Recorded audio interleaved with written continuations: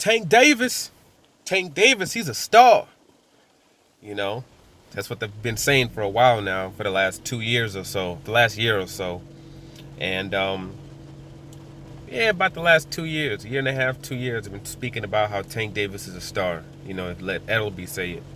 Ellerby before was talking about how Tank was going to become a big time superstar, how he was going to be the pay per view king, how he was going to be, you know what I mean, pretty much the number one guy in the whole world when it came to boxing. And people laughed at him. You know what I'm saying? People were laughing at him. That how is he going to be that? How is he going to get to that point? They were screaming about the fact that they didn't need Lomachenko. That he was going to be, they were going to have him at his own pace. And when he got to a certain point, then yeah, whoever the stars are at that particular point, that's who he'll end up fighting. At that particular time. But that no one's going to rush him, and no one's going to push him to do anything he doesn't want to do at that particular time. And people laughed at him, like, "Oh, if you're not gonna fight Loma, how you gonna sell pay-per-views? How you gonna be this? How you gonna be that?" And then to top it off, the person that people said, quote, is the only person that he could, become, sell pay-per-views with, got beat by Teofimo Lopez. And they were smart with him. They understood that he was going through some issues, especially when he fought under the Mayweather undercard and he was substantially overweight.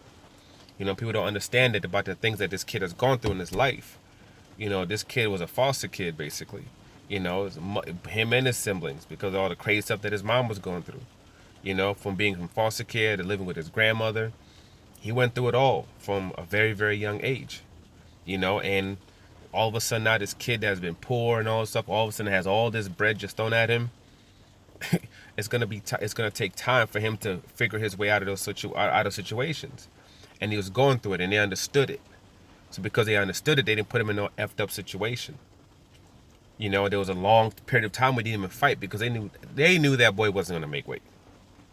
They knew there's a particular frame of time where they knew he wasn't going to make weight, and they've moved him up slowly because it's almost as if every time that he had to take that next step up, he would somehow sabotage himself. Even with the Gamboa fight coming in, even though he was moving up in weight. You're right on point. Everything's being done the way it's supposed to be done. But then when it came time to, really get the last couple of pounds off, he didn't do that. He wanted to do it by himself. He didn't want his team to help him. He wanted to do it by himself. So in a way, he sabotaged himself. But then his team obviously got him to get down. And he made the weight, but he was a little, but he went in there against Gamboa and he handled his business. So you got to give him 2 thumbs for that. And then kind of like when it came to this fight, again, now you're moving up another step again. Usually situations where he ends up sabotaging himself. But he was smart this time. He moved to Vegas. Did everything the right way. Started training early. Got the weight off. Went in there against Santa Cruz. Had a spectacular performance. Stopped the guy in spaces. He jabbed, he boxed, he moved, he broke the body down. In some rounds, he just put the high guard up and just pushed the pace.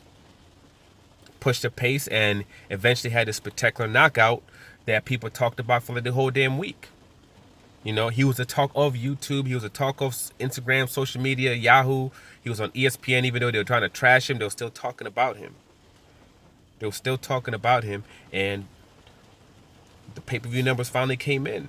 And the kid did they're saying he did anywhere between 225 to above 225, and expected to, and all the numbers are in for him to be a little bit under 300,000 pay-per-views. So he did great numbers. Those are spectacular numbers. There's very few people that can really say right now that they're on this level. 140 and under, he's king, period.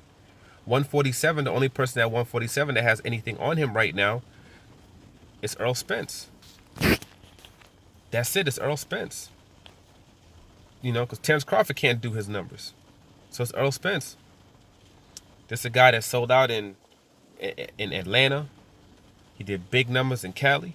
He did big numbers in Baltimore. And he did 9,000 people in the middle of a whatever that's going on with high-ass ticket prices. And they still got 9,000 people in there with high-ass ticket prices. And did what they were supposed to do to become successful and prove their worth. So right now, you got to give them their props.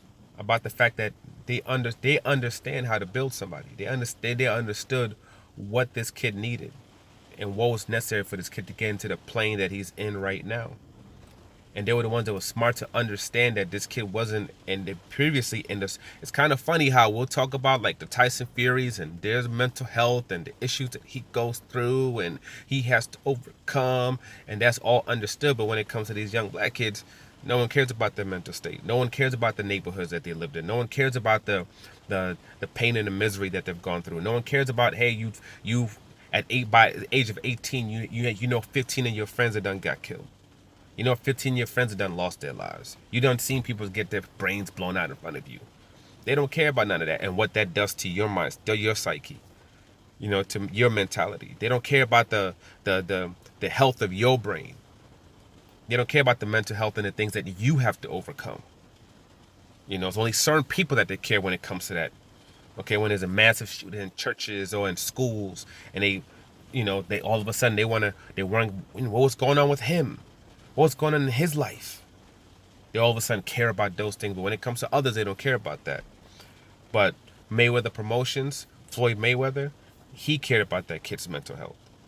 He understood what this kid was doing, and he understood they needed to take a step back in order to take steps forward. And that's what they did. They knew when it was time to hold things. They knew this was the time to hold things, and we need to chill right here because he's not in a space where he can do anything right now. And they were smart enough to take the necessary step by step by step by step by step and let him grow as a fighter, let him grow as a man, and let him grow mentally as well. You know? So you got to put your hat out to them for doing that and understanding that. And you got to give your hat off to Javante Tank Davis and for Santa Cruz for promoting the fight very well, both of them. That's number one. And then number two, for putting out the numbers that they did. They did a great job. They did a great job. Mayweather Promotions did a great job. PBC did a great job. Al Hamm did a great job. Showtime did a great job. And PBC pretty much right now, Al Hammond, kings of boxing. Period. They're the kings of boxing. And second place is really, really far away. But we'll see what move he makes next. After this fight, I know they were talking about him probably fighting on Fox, you know, or unless they end up going into another pay-per-view against who, I don't know. But like I said before, I'd like to see him either fight Gary Russell Jr. I would even be cool with a unification with like a Diaz, and then, you know, a pay-per-view later on with a Gary Russell Jr. But I also know a Ryan Garcia, that might also be possible due to the fact that Campbell Ryan Garcia is over. So they might just jump over that and go directly into this fight. It's a possibility. But we'll see what moves that he makes. Me personally, I think he should just stay at 130. I think that's the perfect weight class for him. I think he should be on point with his diet, stay focused, and stay there because I believe that's his weight class. And that's where he should pretty much be for most of his career. Later on in his career, maybe when he's into his 30s, then he should go up to 135. But that's just me. I know a lot of people think differently, and it's all good. But for now, like, subscribe, share. I'm out.